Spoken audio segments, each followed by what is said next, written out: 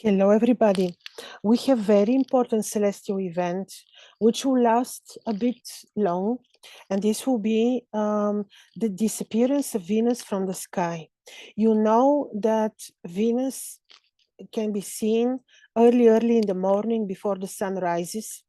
Then she's a morning star, or according to the Babylonian tradition, this is Inanna, or from Akkad, or she's Ishtar. According to the Greek tradition, this will be Athena.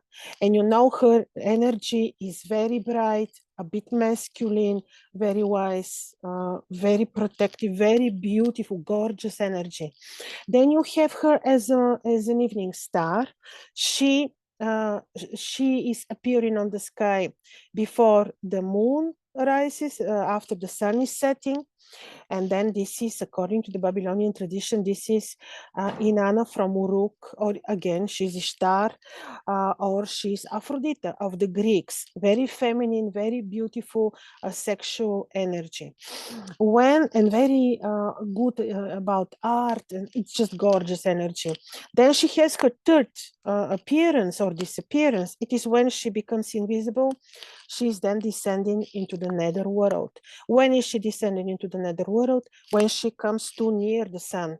But here comes the thing that you may have, classically in the modern astrology, you will hear that when she comes like 10 degrees or 7 or 15 degrees near the sun, then she becomes invisible. This is not true. Venus can be 1 degree distant from the sun and still be visible. See, but these are some very specific, calculations. However, she becomes invisible when she approaches the sun to certain degrees. And when she becomes invisible, according to the Babylonian tradition, she descends into the nether world. And this is Persephone of the Greeks, or this is Ishara, or this is Ereshkigal of the Babylonians. Ishara or Ereshkigal. Now, she's the goddess of the nether world. She's the wife of Nergal, one of the energies of Mars. She is brilliant. The wisest of the wisest, the most brilliant of the most brilliant. This is Ereshkigal. She's ruling the destinies of the dead. Imagine how much knowledge she would have when she's ruling the destinies of the dead. She's also, she's wise. She would be the goddess of revenge if people are unfaithful to each other. She is, of course, as every manifestation of Venus, also good for finances. She's great for the greatest knowledge that one can ever ask to get from the universe, because by ruling the nether world, she's ruling the life which we don't see, the seeds and the roots and everything. This is just one of my favorite appearances or disappearances of Venus. Now, of course, I can tell you that classically, because this is disappearance of something which Venus means classically, and this would be the classical love. This is why the Indians are very wise, and when they see that Venus is disappearing, they never married during this time of her disappearance, which I will tell you is from 30th approximately, because in some countries I noticed in Canada she's a little bit longer visible, but she disappears for most of our positions from 30th of September, and she comes to shine again, this time as an evening star. She comes to be visible again on 2nd of December. Quite long, you see, quite long stay Ereshkigal will have in the nether world. Now, to mention one thing, of course, excuse me, I will be making Talismans of Ereshkigal. She's the greatest goddess of protection. She can protect you from black magic. She will protect you from any, just amazing to give you the best of knowledge and wisdom, and also financially she's working super well. So this is Venus as Ereshkigal. Like I told you, quite long transit of Venus in the netherworld. She starts from Virgo. Now she's in Virgo on, I think, 17th of October it was. She's entering, I think so, yeah. She's entering a Libra. She passes through Libra, and then she's going to enter Scorpio, and in Scorpio, actually, she becomes visible. Now, her stay in Libra is very interesting. She's not, yes, she's connected with Libra, but she does not directly rule Libra, because Libra is diurnal. Libra belongs to is more kind of closer to the other appearances of Venus, but still, of course, she's well in Libra too. But while she will be in Libra, this is interesting. On the date of, one small second. So we have a couple of dates, actually, not one, which I wanted to share with you. From 22nd until like 3-4 days further of October, Venus is exactly conjoined with the Sun, and this is in the 5 degrees of Libra.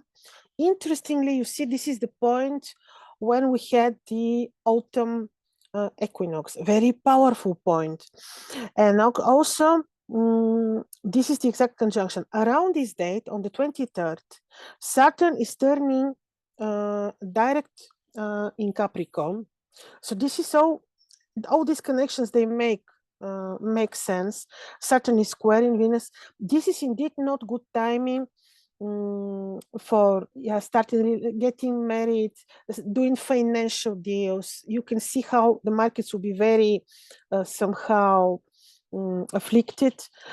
This is, but there will be a change. Let's say from the current financial situation, there will be sudden change with her, with the change of the course of Venus. So watch for these dates just before the eclipse. There will be important situations on the financial markets because she's connected to these two. So these dates are also not good for investments, not good for for new Venus-like activities, especially marriage indeed. And she continues her tour in Libra up until, one second to check, 12th of November. On 12th of November, she's entering still invisible Scorpio. This is very familiar energy to her, very welcoming energy for Ereshkigal, the Scorpion energy. And actually, this can be great timing up until 2nd of December, greatest timing for healing, true hermetic, deep knowledge, healing, connection with nature. Then she's really, really very, very powerful in these degrees and beautiful. Yes. So this is what to expect from these appearances of Venus. In you see, she's changing 3 signs, starting from Virgo, Libra, and then she appears for the first time on the 2nd December in Scorpio. And this is happening exactly in the 25th, 26 degrees when she's appearing very near Shaula, the star, the peak of the Scorpio. Some truth can come out, again, knowledge. This will be an amazing appearance of Venus in the peak of the Scorpion. And actually, she has at that time reversed places with Mars. Mars will be in Taurus and she will be in Scorpio. They are forming the so-called mutual reception. Very powerful emotionally, extremely powerful in terms of, yes, people's emotions. Imagine what will be the volatility of the markets, what course the markets will go through with these particular placements. In the same time, there is no affliction anymore from Saturn, so Venus is free from afflictions, and in this very interesting, super, super powerful emotional mutual reception with Mars. I see this more positive than negative to the markets, but still the volatility remains because Mars will still be in Taurus until 17th of March of 2023. So in any case, it's dangerous to invest right now. But anyhow, this is very, very interesting and beautifully. I would love to follow up the transit of Venus through the signs and what she will be giving to the world and to each one of us separately. So all the best to you, and I hope this information was useful. Bye-bye.